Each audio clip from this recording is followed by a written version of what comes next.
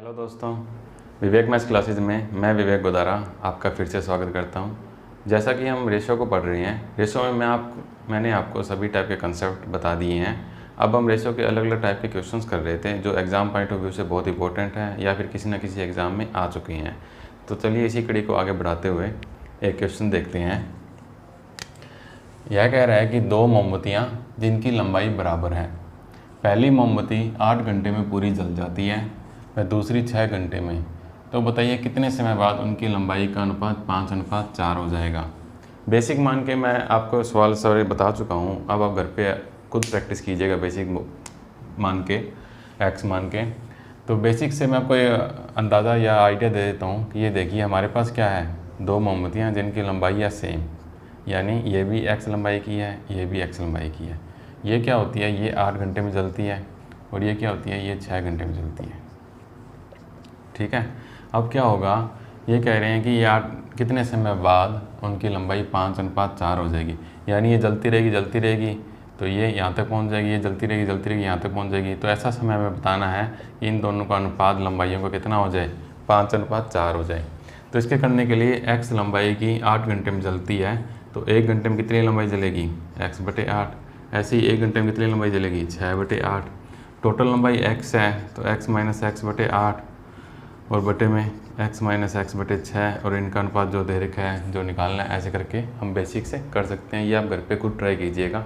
मैं आपको एक इजी वे बताता हूँ। अगर आपको इस टाइप का क्वेश्चन आ जाए, तो देखिए दो मोमबत्तियाँ हैं, पहली 8 घंटे में जल रही है, दूसरी 6 घंटे में जल रही है, उनकी लंबाई समान है। तो कोई समान लंबाई है, हम कोई ना कोई लंबाई ऐसी मान लेते हैं जिससे कि क्वेश्चन करना आसान हो जाए। मान के हम क्वेश्चन आसानी से कर सकते हैं।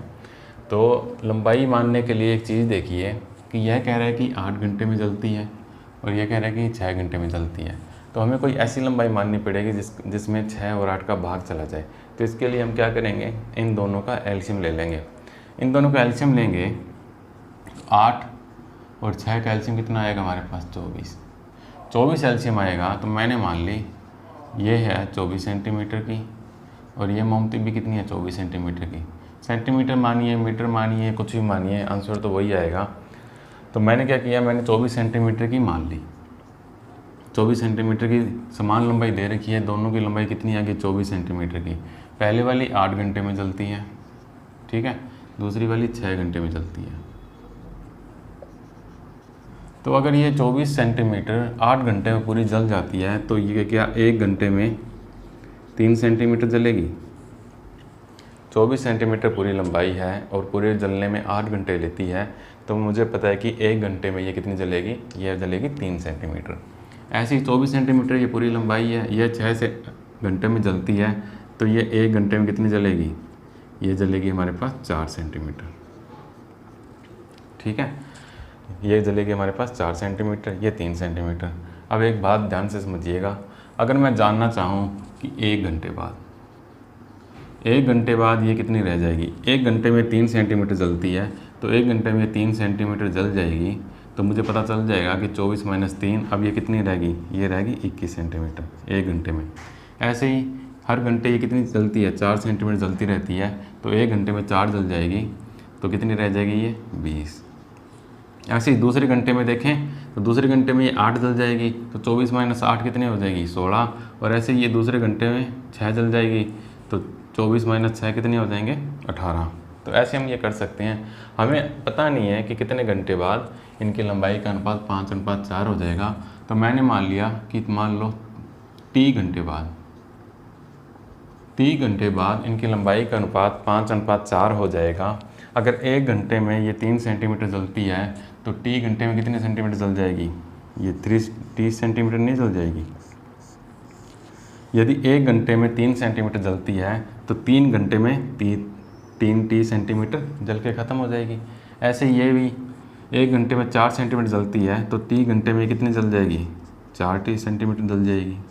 ठीक है, तो अब मैं क्या कहता हूँ, इन दोनों की लंबाई का अनुपात दे रखा है 5:4।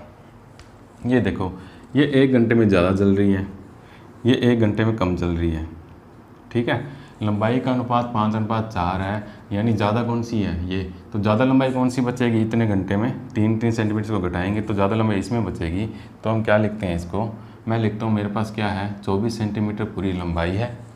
इसके बाद टी घंटे बाद इसमें से 3 सेंटीमीटर माइनस कर दूंगा तो ये पहली मोमबत्ती की मेरे पास क्या आ जाएगी, लंबाई आ जाएगी टी घंटे बाद। ऐसे ही इसका अनुपात मैं क्या लेता हूँ 24 माइनस टी घंटे में ये कितनी बच जाएगी, ये 4T बच जाएगी। इसका अनुपात हमें कितना दे रखा है, इन दोनों लंबाइयों का अनुपात हमें दे रखा है 5/4। तो मैं इसको सोल्व करता हूँ तो 4 का गुणा ऊपर करूँगा, मेरे पास आ जाएगा ये 24 × 4 माइनस 12T बराबर, इसको इधर लेके जाऊँगा तो ये कितना आ जाएगा 24 × 5 माइनस 20T।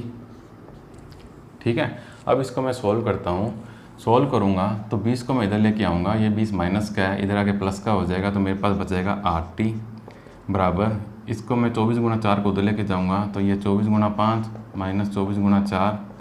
ठीक है, 24 तो सेम है, तो 5 में से 4 गया तो 1 बचा, तो ये मेरे पास कितना बचा जाएगा 24, यानी 8T बराबर कितना आ गया 24, तो T बराबर कितना आ जाएगा मेरे पास 3। हमने T क्या माना था, हमने माना था कि T घंटे बाद इनकी लंबाई का अनुपात 5:4 हो जाएगा, T का मान 3 आ गया, तो इसका मतलब कि 3 घंटे बाद इनकी लंबाई का अनुपात 5:4 हो जाएगा, और यही हमारा क्या है उत्तर है। तो कभी भी मोमबत्ती या लंबाई से संबंधित इस टाइप का क्वेश्चन आए तो इस टाइप का क्वेश्चन करने के लिए आप इस अप्रोच का यूज़ कर सकते हो। तो चलिए अगले क्वेश्चन की तरफ चलते हैं। तो आइए अगले क्वेश्चन की तरफ। यह कह रहा है कि एक लड़का व एक लड़की पेंसिल से खेल रही हैं। लड़की पेंसिल को 2 टुकड़ों में तोड़ देती है तथा लड़का पाता है कि इन 2 टुकड़ों का अनुपात वही है जो पेंसिल की लंबाई और बड़े टुकड़े का अनुपात है। तो लड़की द्वारा पेंसिल किस अनुपात में तोड़ी गई। ठीक है, तो इस टाइप के क्वेश्चन करने के लिए मैं आपको बताता हूँ कि ये देखो हमारे पास क्या थी, एक पेंसिल, हमारे पास थी ये पेंसिल पूरी, पता नहीं कितनी लंबाई की थी, हमारे पास एक पेंसिल थी। लड़की ने क्या किया, इस पेंसिल को तोड़ दिया। इस पेंसिल को तोड़ दिया तो एक तो ये बड़ा टुकड़ा आ गया और एक ये छोटा टुकड़ा आ गया, क्योंकि किसी ने बोल नहीं रखा कि बराबर भागों में तोड़ी है, ये तो तोड़ी है, साफ साफ बोला हुआ है कि 2 टुकड़ों में तोड़ी है। पेंसिल की लंबाई और बड़े टुकड़े का अनुपात वही है जो इन टुकड़ों का अनुपात है। तो देखिए, जब भी इस टाइप के अनुपात का सवाल आए, हमें अनुपात मानना पड़े, तो एक चीज़ समझिए कि मान लो हमारे पास एक अनुपात है 5:6। ठीक है, ये तो हमें दे रखा है। अगर इस 5:6 को क्या मैं ऐसा लिख सकता हूँ, ये मैं लिख देता हूँ 5/6:1। इस अनुपात को ये लिख सकता हूँ क्योंकि 6 इधर चला जाएगा तो ये अपने आप कितना बन जाएगा वापस 5:6। अगर मैं अपनी तरफ से अनुपात मानता हूँ तो मैं अनुपात को क्या मानूंगा, मैं x अनुपात y नहीं मानूंगा, मैं क्या मानूंगा 1:x, क्योंकि 1 मैंने मान लिया और ये अपने आप x की जो वैल्यू आएगी उससे अपने आप ये बड़ा अनुपात निकल जाएगा। आप इस चीज़ को समझ रहे हो, क्योंकि अगर अनुपात दे रखा हो तो ठीक है, अगर रियल वैल्यू माननी हो तो हम कुछ ना कुछ मानते हैं, हमेशा x मानते हैं। और अगर वैसे रियल वैल्यू क्वेश्चन में दे रखी होती है, लेकिन अगर हमें कोई भी ना कोई अनुपात मानना हो, खुद से कुछ ना कुछ अनुपात मानना हो, तो हम अनुपात हमेशा क्या मानेंगे 1:x ही मानेंगे, 1:x ही मानेंगे। तो मैंने क्या किया, इसने कहा कि 2 टुकड़ों का अनुपात वही है जो पेंसिल की लंबाई और बड़े टुकड़े के साथ अनुपात है। हमें अनुपात नहीं पता तो हमें क्या दे रखा है, एक बड़ा टुकड़ा और एक छोटा टुकड़ा, इन दोनों का अनुपात मानना है। तो इनका अनुपात मैं मान लूँगा, इसको मान लूँगा 1 और ये x, तो ये कितना आ जाएगा 1:x। ठीक है, ये चीज़ समझ रहे होंगे। एक बार और समझा देता हूँ कि कोई भी अपने को रियल वैल्यू मानते हैं, कुछ भी करते हैं तो हम x मानते हैं। कभी भी हमें कोई भी अनुपात मानना हो खुद से, तो अनुपात हमेशा हम 1:x ही मानेंगे, x:y नहीं मानेंगे, क्योंकि इससे क्या होगा, एक ही वेरिएबल आ रहा है। अगर x की वैल्यू मैंने समझाया कि मान लो 5/6 आ गई और ये 1 माना हुआ है, तो 5:6 अपने ईजीली निकाल सकते हैं, इससे कोई फ़र्क नहीं पड़ेगा अनुपात के अंदर। तो इसलिए हम क्या करेंगे 1:x ही मानेंगे। तो मैंने मान लिया कि छोटा टुकड़ा क्या है 1 और बड़ा टुकड़ा कितना है x। आप कुछ भी मानिए, बड़े टुकड़े को 1 मान लीजिए, छोटे टुकड़े को x मान लीजिए, कुछ से कुछ फ़र्क नहीं पड़ेगा, उत्तर तो हमारा वही आना है। तो ये मैंने ऐसे मान लिया, तो इसका मतलब क्या हुआ, ये छोटा टुकड़ा है, ये कितना आ गया हमारे पास 1, और ये बड़ा टुकड़ा है, ये कितना आ गया हमारे पास x। ठीक है, इस चीज़ को आप समझ रहे हो। अगर ये 1 है, ये x है, तो ये क्या हुआ 1 + x नहीं हुआ, 1 + x नहीं हो गया, क्योंकि ये जो टुकड़ा है छोटे वाला ये ऐसे था, इसने इसको ऊपर से तोड़ दिया तो ये इधर आ गया। तो जब मैं इसको 1 यहाँ लिखूँगा तो 1 + x यही तो इसकी लंबाई होगी, यही तो इसकी लंबाई होगी। तो जब भी हमें दे रखा है कि इन दो टुकड़ों का अनुपात वही है जो पेंसिल की लंबाई और बड़े टुकड़े के साथ अनुपात है, मतलब वही क्वेश्चन है कि a अनुपात b किसके बराबर है, c अनुपात d के, यानी c/d के, यही है इसका मतलब। तो मैं क्या करता हूँ, मैंने लिख लिया कि इन दोनों का अनुपात कितना है, x अनुपात 1 बराबर है, ऊपर x कितना है, बड़े वाला हिस्सा। तो अब बड़े वाला हिस्सा इन दोनों में से कौन सा है ये, तो इसको लिखेंगे 1 + x। नीचे 1 तो छोटे वाला हिस्सा, इन दोनों में से छोटे वाला हिस्सा कौन सा है, ये x, तो इसको क्या लिखेंगे x। ठीक है, अब मैं क्या करता हूँ, इसको सोल्व करता हूँ। तो x को इधर लेके आऊँगा तो ये कितना बन जाएगा x² बराबर 1 को इधर लेके जाऊँगा, 1 से गुणा करूँगा तो ये कितना बन जाएगा 1 + x। इसको सोल्व करता हूँ, इसको इधर लेके आता हूँ तो ये कितना आ जाएगा x² - x - 1 बराबर 0। ठीक है, अब ये जो इक्वेशन है, ये अलजेब्रा की इक्वेशन है। मैं जब आपको अलजेब्रा पढ़ाऊँगा तो इसको अच्छे से बताऊँगा कि इसका सॉल्यूशन कैसे निकालते हैं, कैसे करते हैं। लेकिन अभी के लिए आप एक फ़ॉर्मूला याद रख लीजिए कि तो कभी भी इस टाइप का कोई हमारे पास द्विघातीय समीकरण हो, इसे द्विघातीय समीकरण बोलते हैं, तो इसका उत्तर क्या होता है, ये होता है -b ± √b² - 4ac / 2a। ये होता है इसका आंसर। प्लस माइनस का मतलब ये है, एक बार प्लस करके सोल्व करेंगे और एक बार माइनस रख के सोल्व करेंगे तो इसका आंसर आ जाएगा। तो देखिए, अब आप कहोगे कि ये BAC ये क्या है, तो ये क्या होता है, ये इसको ऐसे लिखते हैं हम ax² + bx + c बराबर 0। ठीक है, इसको ऐसे लिखते हैं।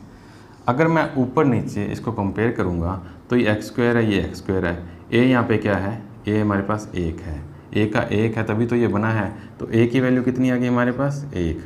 ठीक है, ऐसे ही ये +b है और इधर देखो ये -x है, तो इसका मतलब क्या हुआ, b की वैल्यू कितनी है, b की वैल्यू हमारे पास है -1। ठीक है, इधर देखो ये +c है और ये -1 है, तो c की वैल्यू कितनी आ गई, c की वैल्यू भी हमारे पास -1 आ गई।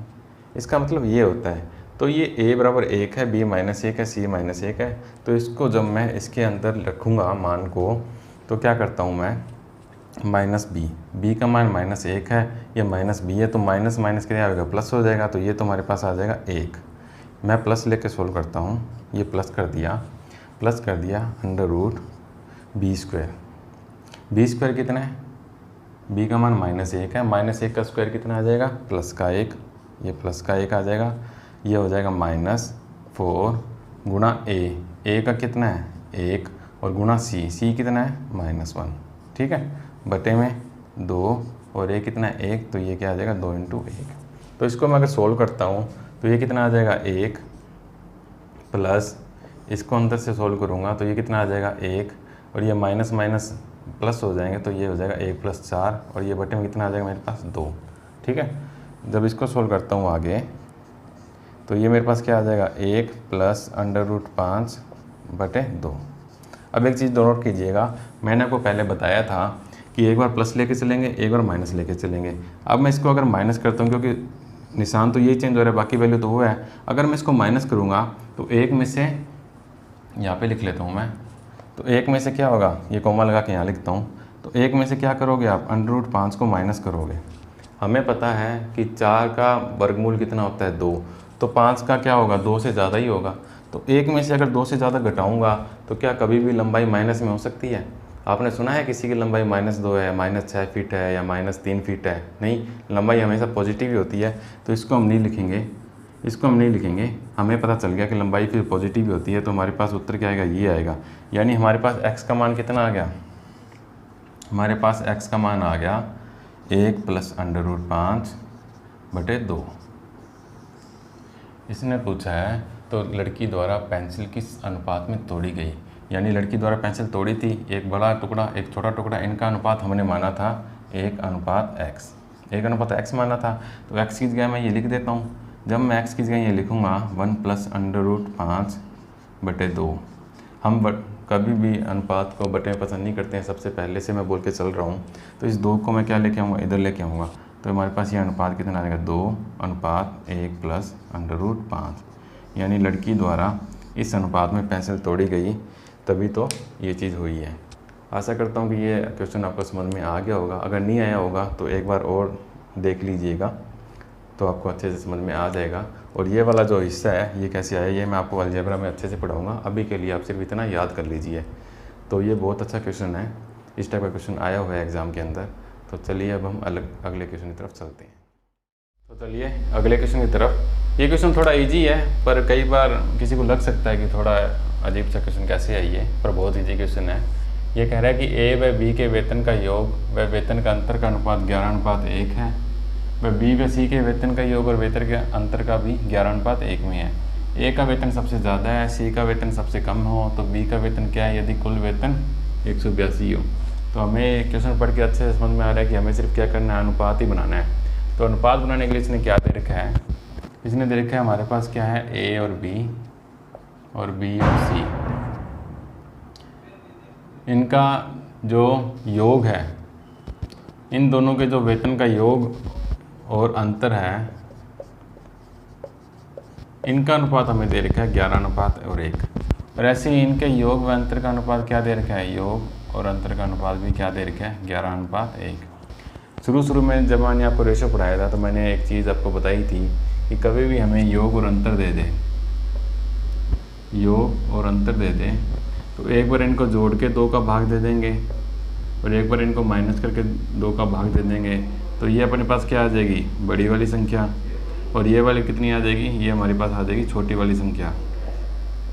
तो बड़ी वाली संख्या और छोटी वाली संख्या ऐसे अपने को प्राप्त हो जाएगी। ये अगर आपको नहीं समझ में आ रहा है तो वहाँ पे मैंने अच्छे से समझाया था, पुरानी वीडियो देख के आप ये चीज़ अच्छे से समझ सकते हैं। तो देखिए ये क्या है, योग व अंतर, इनको मैं एक बार प्लस करूँगा, एक बार मैं इनको माइनस करूँगा और भाग दूंगा 2 का, तो एक बार मेरे पास क्या आ जाएगा 6 और ये आ जाएगा 5, और ऐसे ये भी कितना आ जाएगा 6 और ये आ जाएगा 5। तो ठीक है, ये अनुपात में दे रखा था तो हमें अनुपात में ही उत्तर पता चलेगा। अगर हमें रियल वैल्यू देता तो रियल वैल्यू का उत्तर रियल वैल्यू निकलता, लेकिन ये हमें क्या दे रखा है, अनुपात, तो अनुपात का उत्तर क्या निकलेगा, अनुपात ही निकलेगा। इस चीज़ का आप ध्यान रखिएगा। तो ये निकल गया अनुपात, ये 6:5 है, ये 6:5 है। ये हमारे पास 2 संख्याएं निकली है, 6:5 6:5। हमें नहीं पता कि ए का 6 है या बी का 6 है, ऐसे यहाँ पे बी का 6 है कि सी का 6 है, क्योंकि हमें ये चीज़ नहीं पता, 2 संख्याएं निकली है। लेकिन ये चीज़ बताने के लिए इसने क्या किया, इसने ये लाइन लिख दी, देखो इसने ये लाइन लिख दी, इसने लिख दी कि ए का वेतन सबसे ज़्यादा है और सी का वेतन सबसे कम है। हमें पता है कि ये अनुपात बनेगा ए बी और सी में, ठीक है। तो ए कितना होगा, सबसे ज़्यादा है तो ए यहाँ पे सबसे ज़्यादा क्या ले लेंगे 6, और सी सबसे कम है तो सी सबसे कम यहाँ पे कितने ले लेंगे हम 5। तो हम इनका अनुपात बनाएंगे। हमें पता है A/B, B/C, ये है 6:5 और ये है 6:5। तो अनुपात बनाने के लिए A/B/C, ये आ जाएगा 36, ये चीज़ आपको पहले बता चुका हूँ, ये आ जाएगा 30 और ये आ जाएगा 25। हमें क्या दे रखा है, रियल संख्या दे रखी है 1,82,000, और रियल संख्या के नीचे हमें क्या लिखा है, टोटल कितना है, ये टोटल है हमारे पास 91, और इंटू किससे करेंगे, जो चीज़ पूछी गई है। पूछी क्या है कि बी का वेतन क्या है, बी का वेतन कितना है यहाँ पे 30, तो इसको क्या कर देंगे 30 से गुणा कर देंगे, ये कट जाएगा 2,000 रुपये, और हमारे पास उत्तर कितना आ जाएगा 60,000। तो बी का जो वेतन है वो कितना है 60,000, यही हमारा उत्तर है। आपको लगा होगा थोड़ा सा मैंने फास्ट किया है ये, तो पहले आपको बेसिक और अच्छे से ये चीज़ें बता चुका हूँ, बस उस कंसेप्ट का यूज़ करके हमने ये क्वेश्चन सोल्व किया है। तो आशा करता हूँ आपको समझ में आया होगा। तो अगले क्वेश्चन की तरफ बढ़ते हैं। आइए अगला क्वेश्चन देखते हैं। ये क्वेश्चन बहुत ईजी है, ये SSC CGL मेंस में पूछा गया सवाल है, तो इस क्वेश्चन को समझिए। वैसे देखने में थोड़ा अजीब लग सकता है, लेकिन जब सोल्व करेंगे तो आपको बहुत ईजी लगेगा। ये कह रहा है कि एक स्कूल ग्रुप एक जैसी 3 बसों को भाड़े पर लेता है और 4/5 सीट घेरता है। 1/4 यात्रियों के चले जाने के बाद शेष यात्री 2 बसें इस्तेमाल करते हैं। अब 2 बसों में सीटों का भिन्न क्या होगा, ठीक है। देखिए एक स्कूल ग्रुप है, वो क्या करता है 3 बसों को भाड़े पे लेता है, यानी 3 बसें हैं, बस 1, बस 2 और बस 3। 3 बसों को भाड़े पे ले लिया और क्या करता है कि 4/5 सीट घेरते हैं, यानी एक ग्रुप के कुछ स्टूडेंट्स हैं, वो स्टूडेंट्स तीनों बसों में बैठते हैं और तीनों बसों की 4/5 सीट घेरते हैं। इसका मतलब क्या हुआ, कभी भी ऐसे बटे में आ जाए, मैंने आपको बताया हुआ था, कभी भी ऐसे बटे में आ जाए तो क्या है 4/5 सीटें घेरते हैं, यानी सीटें कितनी हैं 5 और घेरता कितनी है 4। समझ में आई कि या तो 5 की मल्टीपल में कोई सीटें मान लेंगे, या क्वेश्चन को सोल्व किया है मैंने पहले बहुत बार, तो जो बटे में आई है बटे का जो भी आता है उसको उसके मल्टीपल में हम चीज़ें मान लेते हैं, या तो क्या करते हैं बटे वाली चीज़ को जो है उसके मल्टीपल में कुछ चीज़ मान लेते हैं, या फिर और कुछ नहीं दिया हुआ था तो बटे वाले को ही मानते हैं। यानी इसने कहा कि 4/5 सीटें घेरता है, 4/5 सीटें बस की वे स्टूडेंट घेरते हैं। इस लाइन का मतलब ये हुआ कि बस में सीट कितनी है 5 और स्टूडेंट कितनी घेरते हैं 4। ठीक है, इसका मतलब ये हुआ। तो हमें पता है यहाँ पे टोटल सीट्स कितनी है, टोटल सीट्स यहाँ पे कितनी है, बस A में भी 5 होंगी, बस B में भी 5 होंगी और बस 3 में भी कितनी होंगी 5। टोटल सीटें 5 5 5 होंगी। और जो स्टूडेंट है वो घेरते कितनी है, यानी जो ऑक्यूपाई कर रखी है जहाँ पे स्टूडेंट बैठते हैं वो कितनी सीटें हैं, ये 4 सीटें, इसमें भी 4 सीटें और इसमें भी 4 सीटें। ठीक है, तो टोटल सीट्स हमारे पास कितनी होगी यहाँ पे 15 और टोटल स्टूडेंट कितने होंगे 12। टोटल स्टूडेंट कितने होंगे 12। ये चीज़ आपको समझ में आ गई होगी। तो अब देखिए ये कह रहा है कि 1/4 यात्रियों के जाने के बाद 1/4 यात्री, यानी 12 यात्री हो गए हमारे पास, इसके 1/4 चले गए, 1/4 चले गए मतलब इसका 1/4 यानी 3 यात्री चले गए। पहले 12 यात्री थे, 3 चले गए, अब हमारे पास कितने यात्री बचे 9 यात्री, यानी 9 स्टूडेंट ही बचे, क्योंकि क्या हुआ 3 यात्री तो चले गए और पहले 12 थे। फिर क्या कह रहा है कि शेष यात्री जो हैं, जो 9 बचे हैं, वो 2 बसों का ही यूज़ करते हैं, यानी 2 बस को ही इस्तेमाल करते हैं। तो एक बस में सीट 5 है तो 2 बसों में सीटें कितनी आ जाएंगी 10। तो अब हमारे पास टोटल सीट कितनी होगी 10। देखिए पहले क्या था, 3 बसें भाड़े पे ली थी और 4/5 सीट घेरते थे, यानी प्रत्येक बस में सीट कितनी हो गई थी हमारे पास 5 और प्रत्येक बस में क्या 4 सीटें घेरी जा रही थी उन यात्रियों के द्वारा। तो क्या हुआ, प्रत्येक बस में सीट 5 5 और 5 और 4 4 4 यात्री बैठे थे। तो हमें पता लग गया टोटल यात्री 12 और टोटल सीटें कितनी होगी 15। तो अब क्या हुआ, ये कह रहा है कि 1/4 चले गए, 1/4 हमने भेज दिया, तो बच्चे कितने पीछे 9 यात्री, और ये 9 यात्री 2 बसों का इस्तेमाल करते हैं। तो 2 बस में टोटल सीट कितनी हो जाएगी 10, क्योंकि एक में है 5। तो अब कह रहे हैं कि घेरी गई सीटों का भिन्न बताइए। तो घेरी गई सीटों का भिन्न का मतलब क्या है, यात्री कितने बैठे हैं 9, टोटल सीटें कितनी है हमारे पास 10। तो घेरी गई जो सीटों का भिन्न है वो कितना आ जाएगा 9/10, और यही हमारा उत्तर है। आशा करता हूँ कि आपको ये क्वेश्चन समझ में आ गया होगा। तो अब हम अगले क्वेश्चन की तरफ बढ़ते हैं। तो अगला क्वेश्चन देखिए, यह कह रहा है कि 2018 में सेलो व रोटोमैट पेन की कीमत 3:5 में थी। 2019 में सेलो की कीमत खुद की 3 गुना होगी और रोटोमेटिक की कीमत 100 रुपये बढ़ जाती है। तो समान पेन का नया अनुपात 4:5 हो जाता है। तो 2018 में रोटोमैट की मूल कीमत क्या थी। तो देखिए मैंने आपको इस टाइप का सवाल करवाया हुआ है और मैंने आपको ये भी कहा कि बेसिक तो पता होना चाहिए। बेसिक अगर नहीं पता होता और ट्रिक होती है तो फिर वो काम में नहीं आती। तो देखिए हमें क्या बता रहे हैं, हमें पहले अनुपात दे रखा है 3:5, फिर कितना अनुपात हो गया 4:5। अब ये कह रहा है कि रोटोमेटिक की कीमत, तो जो रोटोमैट पेन है उसकी कीमत तो 100 रुपये बढ़ गई और ये खुद की 3 गुना होगी। यानी यहाँ पे कोई अपने को रियल वैल्यू नहीं दे रखी, यहाँ पे अपने को क्या दे दी रियल वैल्यू दे दी, यहाँ पे नहीं दे रखी। अगर यहाँ पे भी हमें रियल वैल्यू दे देता तो हम क्रॉस मल्टीप्लिकेशन करके और अपना उत्तर हम इजीली निकाल सकते थे। लेकिन अब रियल वैल्यू नहीं दी, रियल वैल्यू नहीं दी तो ये क्वेश्चन हमें क्या करना पड़ेगा, बेसिक मेथड से ही करना पड़ेगा, इसका और कोई मेथड नहीं है। तो बेसिक मेथड जब इसलिए कहता हूँ आपको कि ज़रूर याद रखिएगा, क्योंकि कई बार सवाल ट्रिक भूल जाते हैं तो भी बेसिक मेथड याद रहेगा तो क्वेश्चन इजीली सोल्व हो जाएगा। और अगर कभी कभी ट्रिक लगती नहीं है तो बेसिक मेथड तो पता होना ही चाहिए। तो देखिए अब ये क्या कह रहा है, अब ये कह रहा है हमारे पास अनुपात है सेलो और रोटोमैक, 2 पेन हैं, अनुपात है हमारे पास 3 और 5। ठीक है, ये है हमारे पास अनुपात। अगर मैं इसमें x का गुणा कर देता हूँ तो ये हमारे पास इनकी रियल वैल्यू आ जाएगी। फिर ये अनुपात हम हटा सकते हैं और ये हमारे पास क्या आ जाएगी, रियल वैल्यू आ जाएगी। अब जैसा जैसा क्वेश्चन बोल रहा है वैसा वैसा कर दो।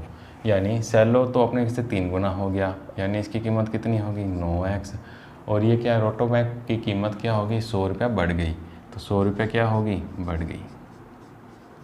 अब इनका हमें अनुपात दे दिया 4:5, यानी इनका अनुपात, यानी मैं लिख सकता हूँ 9x बटे 5x + 100 बराबर ये अनुपात, यानी 4/5।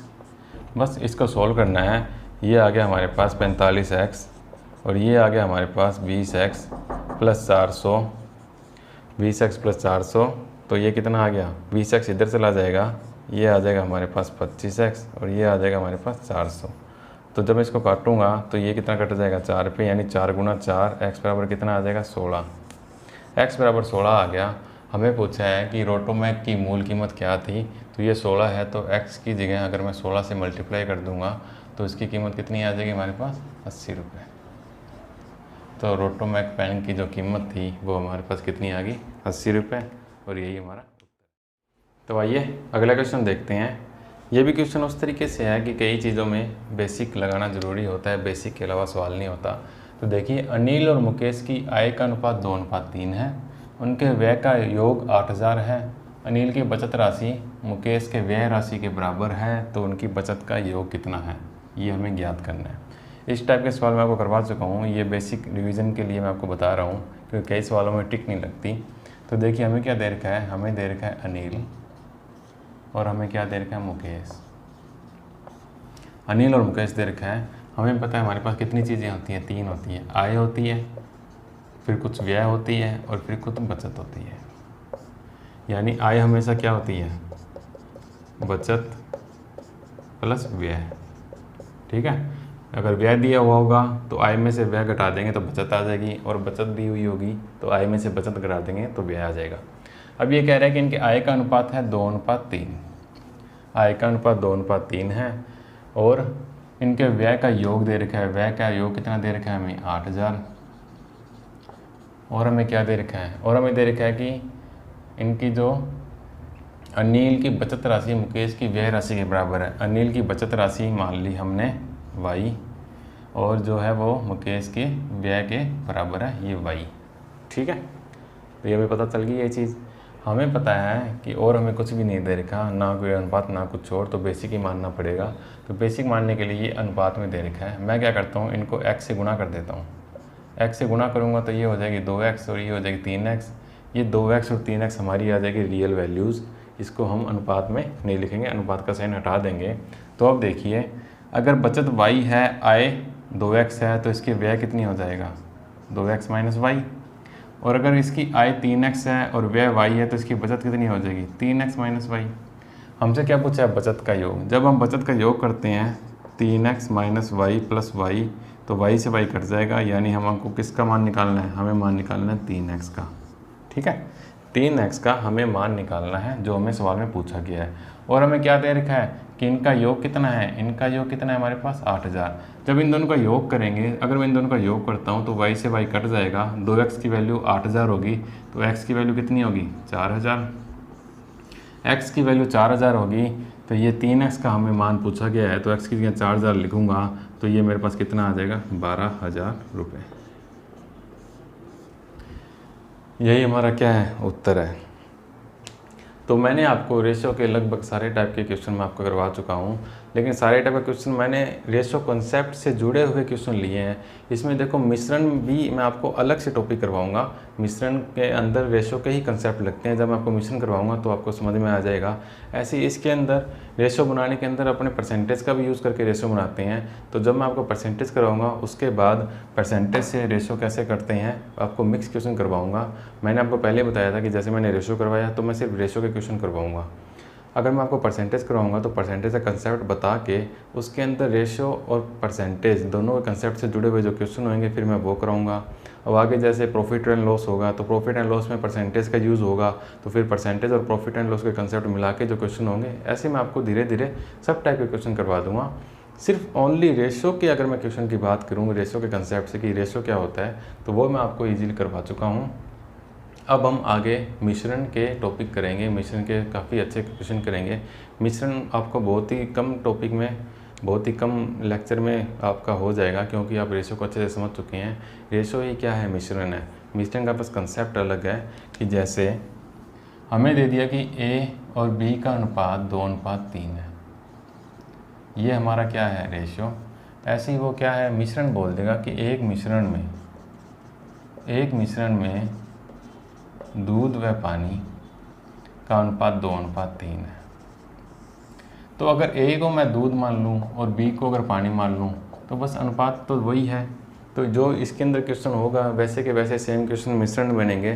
तो मिश्रण में मैं आपको अलग से कोई कंसेप्ट नहीं बताऊंगा, सिर्फ एक आपको बेसिक तरीका बताऊंगा, एक सोचने का तरीका बताऊंगा कि ऐसे सोच के कर सकते हैं। वो रेशियो का क्वेश्चन देखिएगा और ये दोनों एक जैसे हैं, तो आपको सीधे सीधे क्वेश्चन करवाऊंगा मिश्रण के, और बहुत इजीली हम मिश्रण को सोल्व कर लेंगे। तो रेशियो और मिश्रण का जब पूरा हो जाएगा उसके बाद आपको एलिगेशन बताऊँगा मैं, क्योंकि एलिगेशन बहुत ज़्यादा ज़रूरी है। एलिगेशन का यूज़ आप प्रॉफिट एंड लॉस में भी कर सकते हैं, SI CI में भी कर सकते हैं, बहुत सारी जगहों में एलिगेशन का यूज़ हो सकता है। तो एलिगेशन का कंसेप्ट समझना बहुत ज़्यादा अच्छा रहेगा। अगर आपको रेशो और मिश्रण अच्छे से आ जाएगा तो एलिगेशन भी बहुत अच्छे से आ जाएगा। उसके बाद आपको अरिथमेटिक बहुत ही ईजी लगने लगेगी। तो अब हम अगली क्लास से मिश्रण के क्वेश्चन करेंगे सारे के सारे। उसके बाद मैं आपको एलिगेशन करवाऊँगा और उसके बाद मैं आपको परसेंटेज करवाऊँगा। तो रेशो के अंदर इतना ही है। क्वेश्चन अभी और भी पड़े हैं, जब धीरे धीरे क्लासें होंगी तो धीरे धीरे एक आधा क्वेश्चन रेशो के कंसेप्ट का मिक्स होकर आता रहेगा। तो आप फिक्र मत कीजिएगा, मैं आपको सभी टाइप के क्वेश्चन करवा दूंगा। तो अब हम अगली क्लास से मिश्रण पढ़ेंगे, और आज के लिए बस इतना ही। अब हम अगली क्लास में मिलेंगे।